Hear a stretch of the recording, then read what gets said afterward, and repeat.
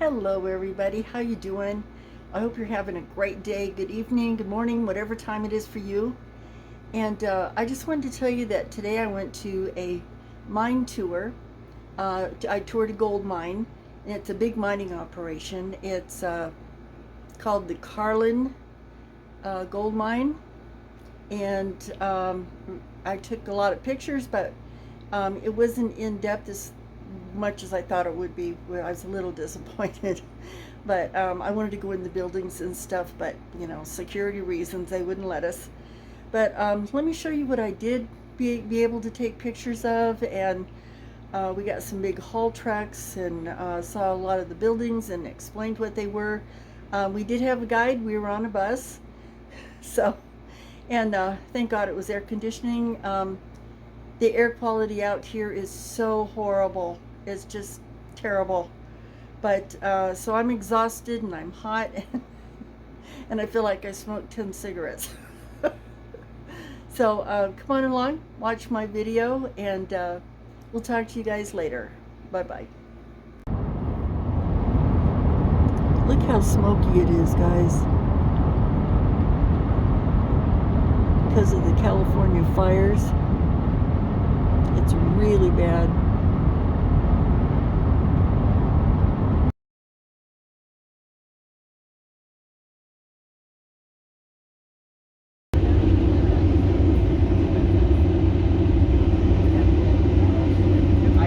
Okay, we're on the bus on the way to Carlin, and this is the little town of Elko.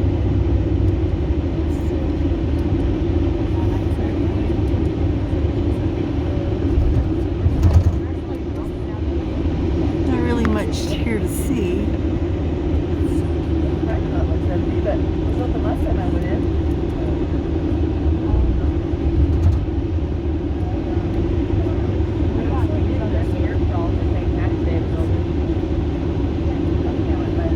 And we're on a big truck.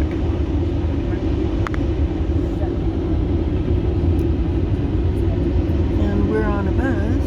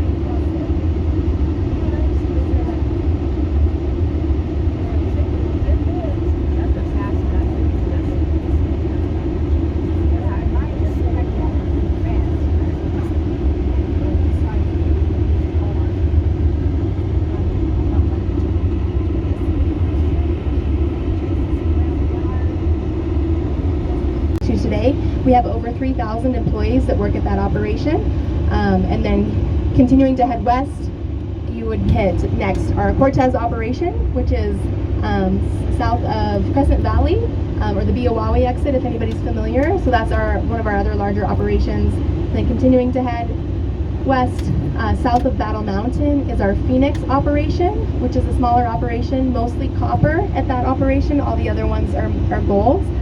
And then we have one more operation that is north of Winnemucca called Turquoise Ridge. So those are our 5 operations across the state. 2 years ago, a joint venture has been formed between Newmont and Barrick in Nevada. So all of these operations were owned either separately by Newmont or Barrick, but in July of 2019, they formed a joint venture here in Nevada. Both Newmont and Barrick exist separately in the world, but they formed a joint venture here in Nevada. So that's where the 7,000 employees came from. That's that combination of both the Newmont and Barrick operations. We have our regional office, if you will, in Elko. A lot of the managers sit in that's kind of where they run the operations across the state, out of Elko. And we also have a large warehouse in Elko, that a lot of our parts come into as well. So we've got some smaller offices in some of the other communities, but most of our original work comes out of the Elko office there. So lots going on within the state. Like I said, we have ranches, so that's something that a lot of people don't know. So Nevada Gold Mines is the largest private landowner in the state of Nevada. So when we head out to the mine site, I'll point out one of the ranches that we do own. So we own multiple ranches throughout the state, and some of them are operated internally. So we have some employees that work at our ranches that run the operations, and then we have others that we've just leased out to other ranchers. So our ranches have cattle on them, and they have like hay or alfalfa that we sell back to the market. So something that most folks don't realize. Does anybody know what the price of gold is today?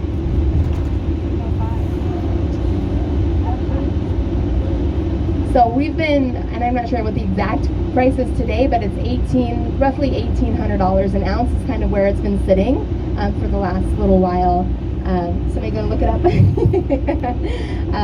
Yeah, so price of gold is high, and it's been high for quite a while. But like all other commodities, the prices of gold go up and down. So I was actually raised in Elko. Emma was born and raised in Elko. 1806 is the price right now for an ounce of gold.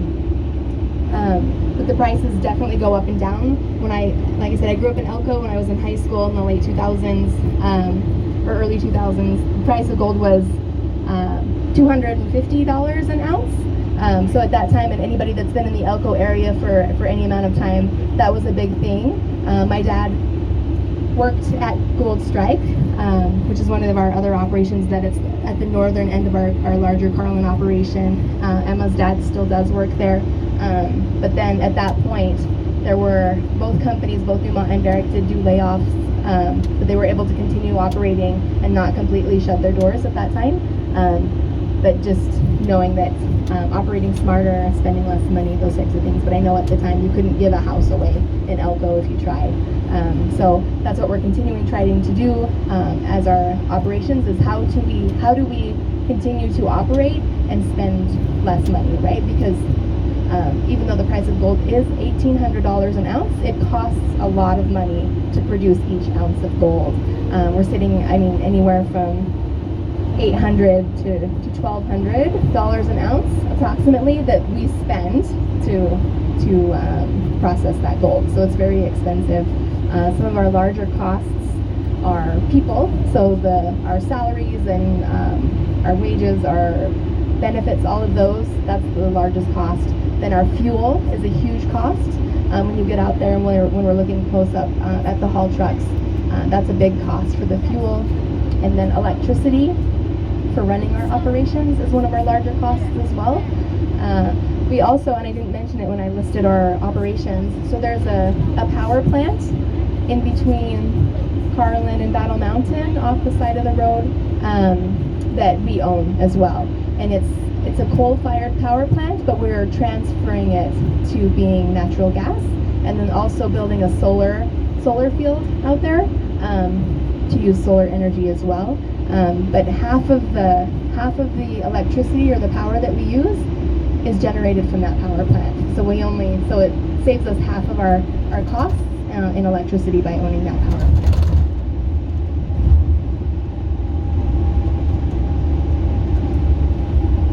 The shortest commutes, so like I said, it's about 30 minutes from Elko. So for anybody that lives in Elko, it is one of the the shortest commutes to the mine sites, depending on where folks live.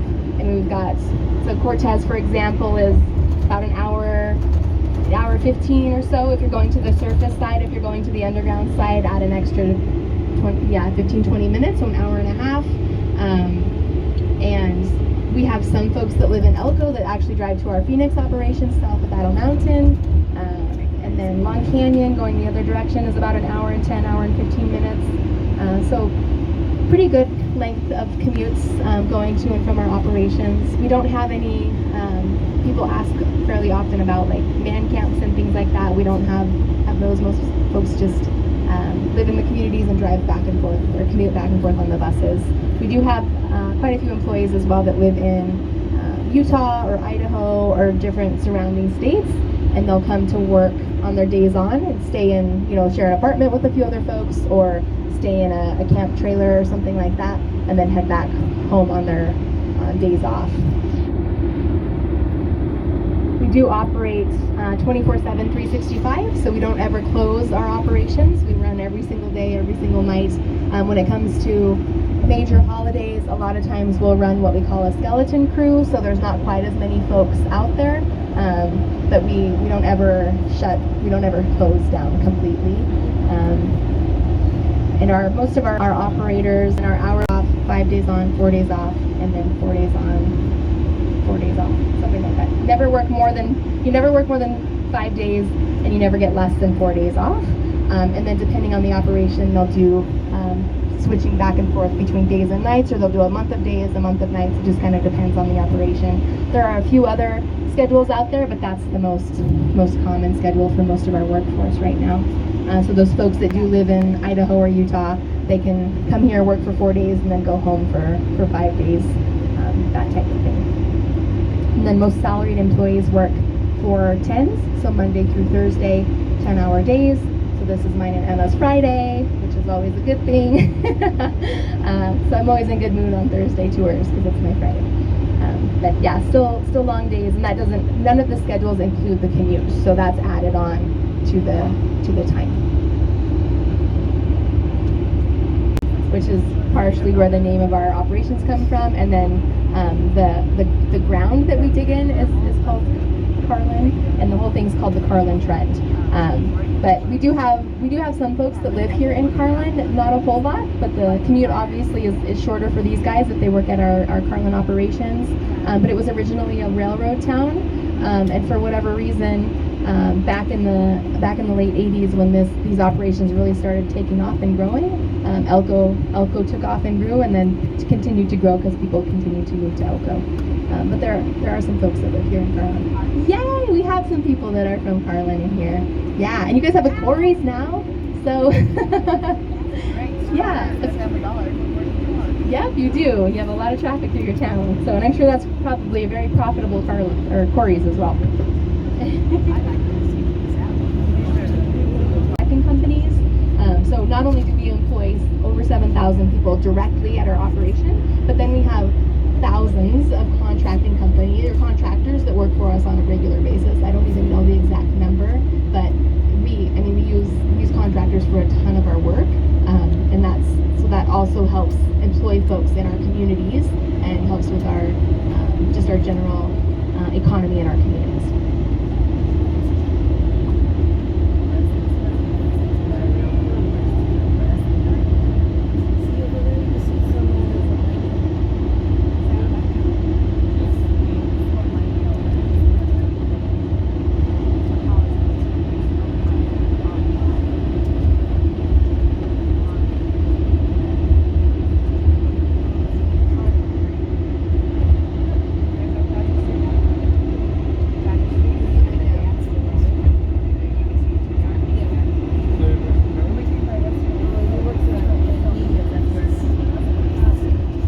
One of the ranches that I referenced earlier is right here off to the right. It's called the Hadley Ranch. So no cattle at this one, just alfalfa and hay, but that's one of the ones that is owned by Nevada Gold Mines. Operate ourselves, and then the other half we lease out to other ranchers that just lease them from us. But our ranchers or our cowboys, they're paid at like a higher level scale for what they do, but they're still paid at that like rancher cowboy scale. But then they get our same benefits. So they get health insurance, they get 401k, they get all of those benefits that you typically wouldn't get as a ranching employee somewhere else in the state or in the country. And from what I've been told, I think they have a pretty good stack of resumes of folks that would like to come work for us in our ranching at our ranches.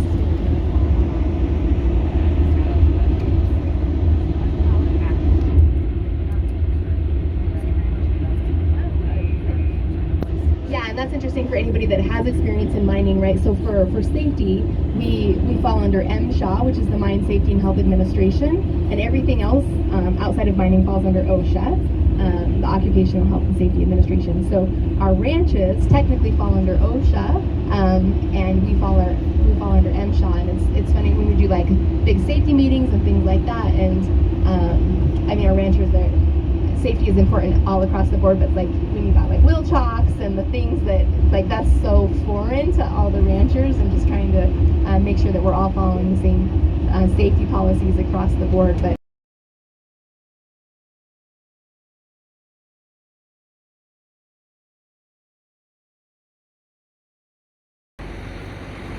Okay guys, we've arrived at the mine. Got my safety glasses, my hard hat, and my vest, and my stupid mask.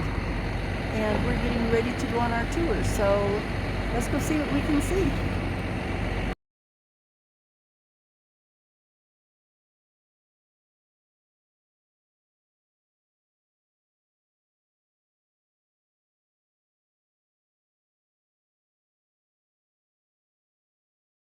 Okay guys, we say we go up this thing. They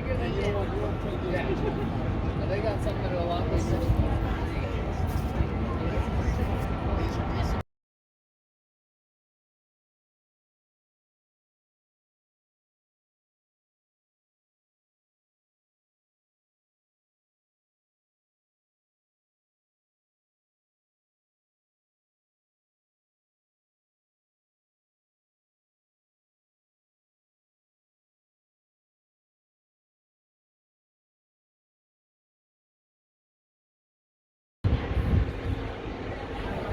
Okay, this is in the top of the haul truck. And here's the stairs I just came up.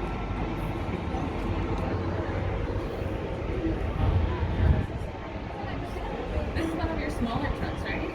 You guys have bigger ones? Yeah, the truck that we hold up to is one of our smaller ones. We do have smaller ones than that, but this is kind of the medium size. And then the Komatsu 930s are 320 tonners, and they dwarf this. They make this thing look crazy. I know the big shovels down. We might see one out in the pit when we go to the This is the overload. cab of the haul truck. Yeah, they're huge. Hey Dad, Yeah. how big is the large? We may see one. So this is all this is all hydraulic and engine. Thank you. You're welcome.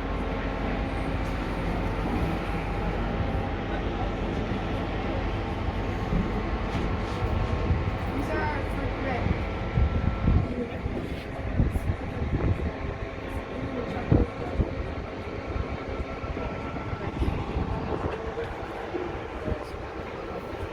Can you go back down and grab my stuff? This is pretty far up. About how tall are these?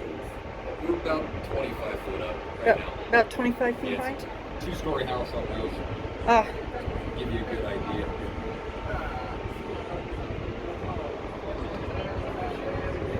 okay, let's go on back down, guys.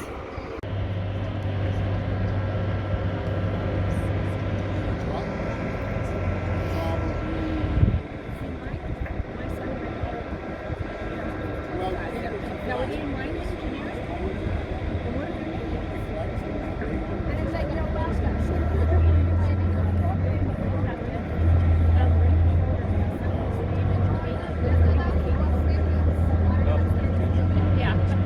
yeah, they were both in 2015 there. Yeah, and she was from Gordon. It looks like he should be pretty full, that first one. Yeah, and exterminated. Yeah, I know, me too. Yeah. Yeah. So yeah, he said he's not going in for his time. I would like last week that was I'm gonna be hauling And away he goes. Yes, got him. Get this guy pulled up so you can get loaded.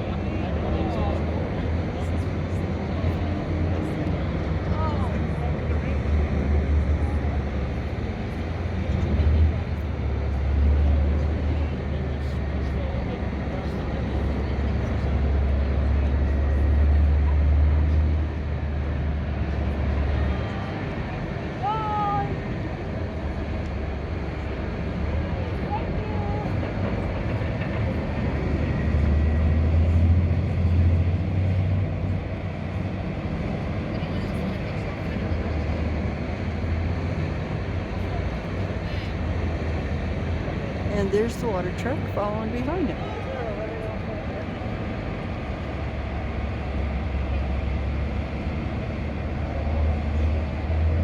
Gets dropped off further up the road here into a crusher, where it gets crushed down into smaller pieces, and then it gets reloaded into the trucks where it's taken to either the leach pad or somewhere else to be further processed.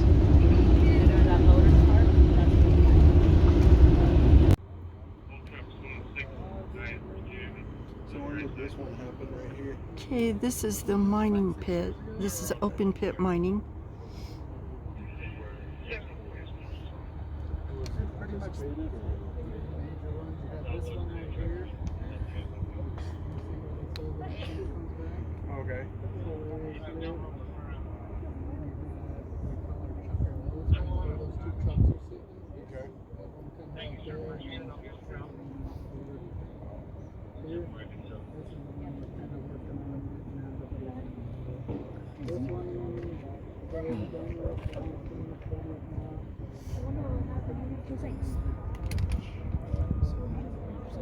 Basically, our next 2 years is we're burning to get back down to the bottom.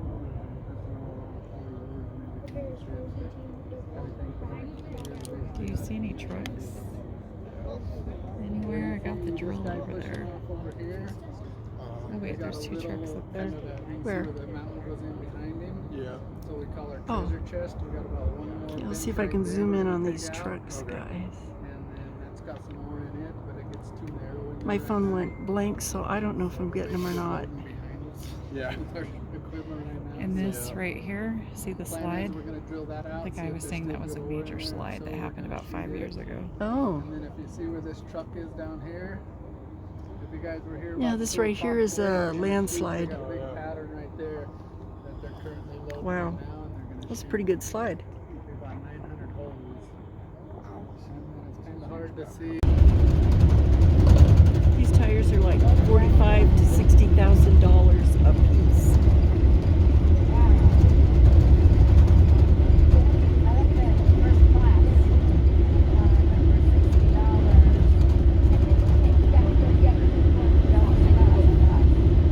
Okay, now we're just going to drive down through our maintenance shops, get a little bit of a closer look at these. So the larger shop that we're going to pass first onto the right is the super shop that we saw when we drove in. So that's the newer of the shops, large enough for a full-size haul truck to go inside with the bed lifted in the air. Yeah, it's called a mega shop, and that's where my Off to the left is our dewatering shop, so that's where our dewatering crew works out of there. And then So we've my got a boys ready work. line and a down line with a lot of different pieces of equipment that sit out here either waiting to be worked on or are ready to go back to work.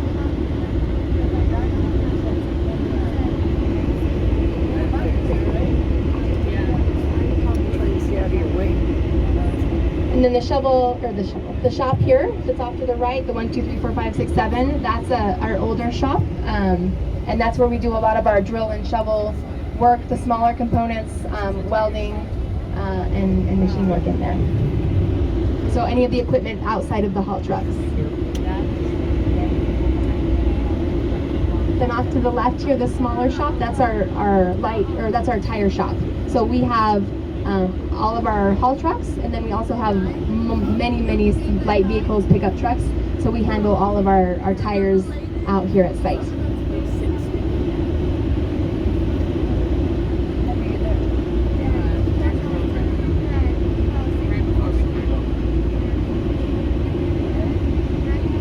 Now we're going to drive down through our processing facilities. So I'll just give you an overview of what these facilities do. So when gold is mined, we take it out of the ground, whether it be surface or underground, so in trucks. Then it goes into either the ore is crushed down into smaller particles and is taken to either our leach pad that we drove through when we first came in, that coffee filter system, or the high grade ore is taken into our processing facilities here. So we have mills and roasters, and then our refinery. So I'll talk a little bit more about each of these. All of the buildings kind of look the same from the outside. The ore that's taken to the mill is run through, it's called a wet mill. So the same solution that we're using on our leach pad that we use a similar solution here, where those particles of gold, and they're tiny, tiny particles. People ask if we've ever seen gold. So all of our gold out here at site is submicroscopic, so about the size of a particle of smoke, like a smoke particle. It's very, very small. But through the system, the gold chemicals attach to the cyanide and the other chemicals that we use here and go through this wet mill process. This building right here to the left with the razor wire that you're seeing out the window is our refinery. So not very fancy looking building. The only thing that makes it look a little bit different is that razor wire. That is where we pull our gold bars. So our gold bars weigh anywhere from 60 to 80 pounds. They're called the doré bars. Doré is Spanish for golden. And then when they leave here, they're at about, depending, 85, 95% pure. We ship them to another refinery, either in Salt Lake City or Switzerland, to be refined one more time to 99.9% pure gold. And then it's sold to the market from there. We actually ship the gold bars out of here in those Brinks trucks. Yeah, so we obviously, those gold bars are insured once they leave this point, and they're paid for if something were to happen. But yeah, some of those Brinks trucks that you see, those little armored trucks driving around, have a lot of money in gold bars in them. 60 to 80 pounds. Yep. So at $1,800 an ounce, I've got my little paper, we can figure out how much a gold bar is worth, but they're about $1.6 million for each gold bar. That pays for the tires, that's what we're going for. Yeah, so I just want to continue down here. Okay, so the upper section is the wet mill. And then down here below, we call it the mill. So the upper one is mill 5, the one lower down here is called mill 6, but this is actually a roaster. So the way that this works is any gold that's encapsulated inside of rock that we can't get to with the chemical process goes into the roaster, where it gets so hot that it explodes. So it's like a popcorn machine, if you will.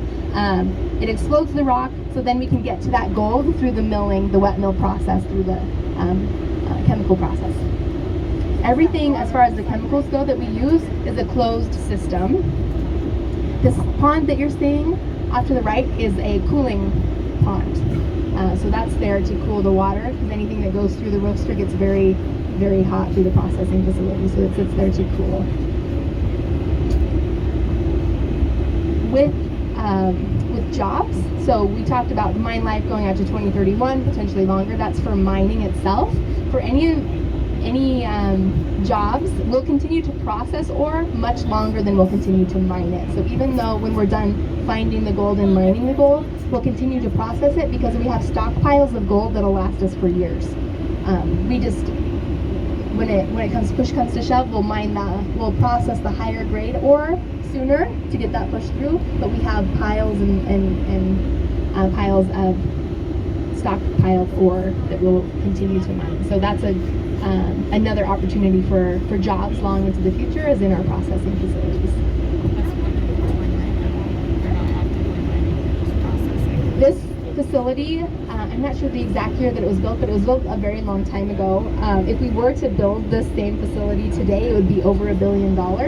Ways that do other jobs, so haul truck drivers, mechanics, whatever it is, that volunteer to take part and join the mine rescue team. So if they volunteer, want to take part, we as a company pay for their training to become EMTs and or paramedics, and then when they're on crew, they're part of that team. So if there's an emergency at any time, we have a team of folks out here that are trained and able to take care of an emergency, whether it be a medical emergency. We do fire training, so we have our own fire trucks, we have our own ambulance, we have like high angle rescue, so if somebody were to be up, somewhere in the facility and need to be rescued. Confined space rescue, so if somebody's inside of like a tank or something like that and needs to be rescued, they have special training for that. So all of the types of different training. And then we do mine rescue competitions to keep people well trained on the emergencies that may come their way. So we very much appreciate all of our mine rescue team members. It's a big thing that they do for us, and to help keep all of our employees safe. ore, one of them being a leach pad. And that's all of this hill that you see here is a leach pad. So what happens is the haul trucks, they dump the ore on the pad, and then we run a solution with you can see all the little lines, the solution lines, runs down through the leach pad, kind of like coffee through a coffee filter, and the gold attaches to that solution and goes down through piping systems over to our larger processing facilities off to the right. I have a bag with me with some, I can show you some samples of the tubing and the piping that we use so you can see how thick it is to protect our environment.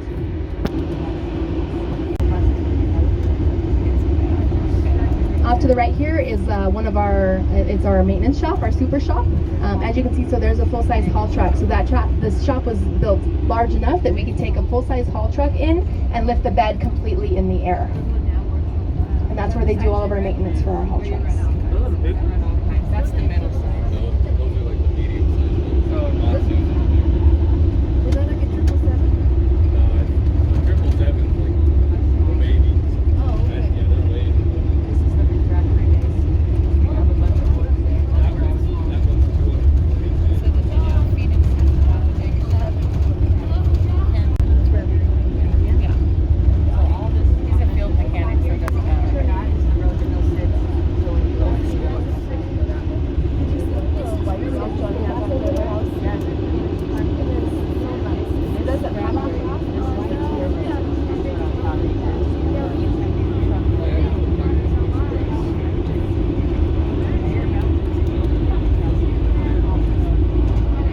Sorry about the shaking, guys. This is a little bumpy.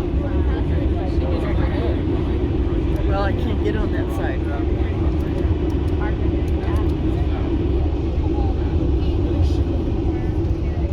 Where they'll dump this and load it around and they'll mix it. No, he's not loaded yet. And then burn We it. have to move forward or just automatic? Yep. I'll light it flash and tell you. And haul truck 118 that I was in yesterday is the same size as that 106. It's a baby truck. Hope I can get a good picture when we get out. Yeah.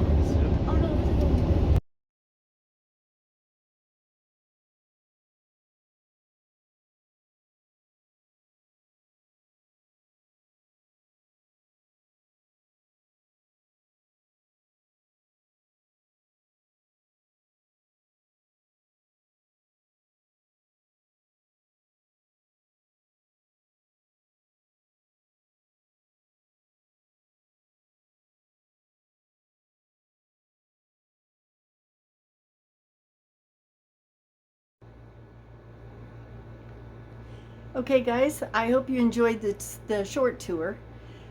We are going to get a private tour at a gold mine called Phoenix Gold Mine in the near future.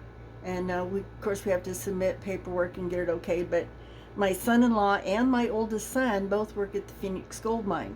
So my son-in-law is going to arrange a private tour so we can see a lot more stuff. Phoenix is, I believe a lot of it is underground, and I'm hoping we get to see that part. That is the part I really want to see, is the underground. So we'll see if we can take you underground at a gold mine in the near future. So I hope you enjoyed the video. It was a good day. It was hot. It was very smoky because of the wildfires. So I'm feeling kind of icky because I had to breathe so much smoke, but it's okay because it was a nice tour. Wanted to see more than I did, but I guess they're restricting because of security reasons, which I guess you got to be careful because they take billions of dollars of gold bars actually out of that mine every day, so I guess you got to be careful. So, but we will get a private tour soon, and I will be happy to show it to you. So you guys take care, have a good day, good morning, good evening, wherever you are, and God bless you all. Thank you for watching.